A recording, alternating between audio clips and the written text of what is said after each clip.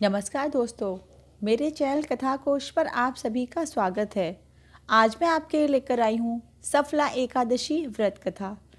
कथा पसंद आने पर चैनल को लाइक और सब्सक्राइब ज़रूर करें। इसके साथ ही आप हमें इंस्टाग्राम पर भी फॉलो कर सकते हैं। साथ ही दोस्तों, कमेंट सेक्शन में लिखकर अवश्य ही बताएं कि कथा आपको कैसी लगी। तो आइए आरंभ करते हैं। महाराज युधिष्ठिर ने पूछा, हे जनार्दन, पौष कृष्ण एकादशी का क्या नाम है?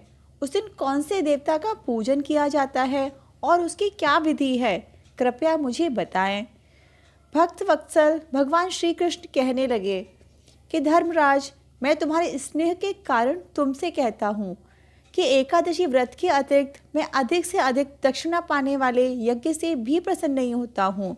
अतः इसे अत्यंत भक्ति और श्रद्धा से युक्त होकर करें। हे राजन, द्वादशी युक्त पौष कृष्ण एकादशी का महात्म्य तुम एकाग्रचित होकर सुनो। इस एकादशी का नाम सफला एकादशी है। इस एकादशी के देवता श्री नारायण हैं।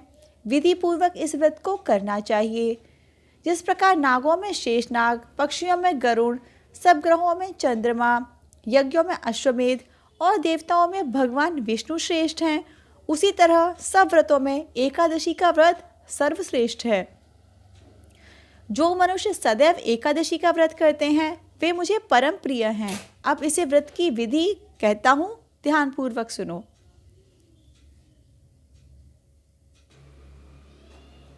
मेरी पूजा के लिए ऋतु के अनुकूल फल, नारियल, नींबू, नैवेद्य आदि 16 वस्तुओं का संग्रह करें। इस सामग्री से मेरी पूजा करने के बाद रात्रि जागरण करें।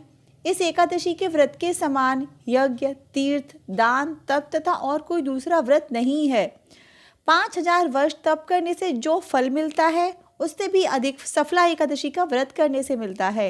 हे राजन, अब आप इस एकादशी की कथा सुनिए। चंपावती नगरी में एक महिष्मान नाम का राजा राज्य करता था। उसके 4 पुत्र थे। उन सब में लुम्पक नाम वाला बड़ा राजपुत्र महापापी था। वह पापी सदा परस्त्री और वैश्यागमन तथा दूसरे बुरे कामों में अपने पिता का धन नष्ट किया करता था। सदैव ही देवता, ब्राह्मण, वैष्णवों की निंदा किया करता था। जब राजा को अपने बड़े पुत्र के ऐसे कुकर्मों का पता चला तो उन्होंने उसे अपने राज्य से निकाल दिया।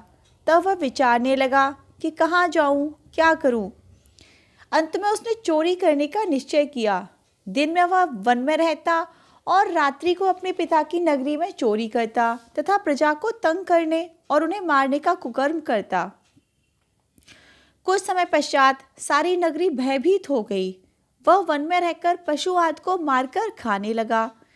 नागरिक और राज्य के कर्मचारी उसे पकड़ लेते, किंतु राजा के भय से उसे छोड़ देते। वन के एक अति प्राचीन विशाल पीपल का वृक्ष था। लोग उसकी भगवान के समान पूजा करते थे। उसी वृक्ष के नीचे वह महापापी लुम्पक रहा करता था। इस वन को लोग देवताओं की क्रीड़ा स्थली मानते थे। कुछ समय पश्चात पौष कृष्ण पक्ष की दशमी के दिन वह वस्त्रहीन होने के कारण शीत के चलते सारी रात्रि सो नहीं सका। उसके हाथ पैर अकड़ गए। सूर्योदय होते होते वह मूर्छित हो गया। दूसरे दिन एकादशी को मध्याह्न के समय सूर्य की गर्मी पाकर उसकी मूर्छा दूर हुई। गिरता पड़ता वह भोजन की तलाश में निकला। पशुओं को मारने में वह समर्थ नहीं था, अतः पेड़ों के नीचे गिरे हुए फल उठाकर वापस उसी पीपल वृक्ष के नीचे आ गया। उस समय तक भगवान सूर्य अस्त हो चुके थे। वृक्ष के नीचे फल रहकर कहने लगा, हे भगवान, अब आपके ही अर्पण हैं ये फल, आप ही तृप्त हो जाइए। उस रात्रि को दुख के कारण रात्रि को नींद भी नहीं आई। उसके इस उपवास और जागरण से भगवान अत्यंत प्रसन्न हो गए और उसके सारे पाप नष्ट हो गए। दूसरे दिन प्रातः एक अति सुंदर घोड़ा अनेक सुंदर वस्तुओं से सजा हुआ उसके सामने आकर खड़ा हो गया। उसी समय आकाशवाणी हुई कि हे राजपुत्र, श्री नारायण की कृपा से तेरे पाप नष्ट हो गए। अब तू अपने पिता के पास जाकर राज्य प्राप्त कर।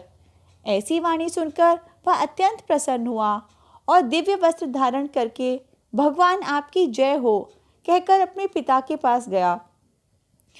उसके पिता ने प्रसन्न होकर उसे समस्त राज्य का भार सौंप दिया और वन का रास्ता लिया। अब लुम्पक शास्त्रानुसार राज्य करने लगा। उसकी स्त्री, पुत्र आदि सारा कुटुंब भगवान नारायण का परम भक्त हो गया। वृद्ध होने पर वह भी अपने पुत्र को राज्य का भार सौंपकर वन में तपस्या करने चला गया और अंत समय में वैकुंठ को प्राप्त हुआ। अतः जो मनुष्य इस परम दुर्लभ पवित्र सफला एकादशी का व्रत करता है उसे अंत में मुक्ति मिलती है। जो नहीं करते वे पूंछ और सींगों से रहित पशुओं के समान हैं। इस सफला एकादशी के महात्म्य को पढ़ने से अथवा श्रवण करने से मनुष्य को अश्वमेध यज्ञ का फल प्राप्त होता है।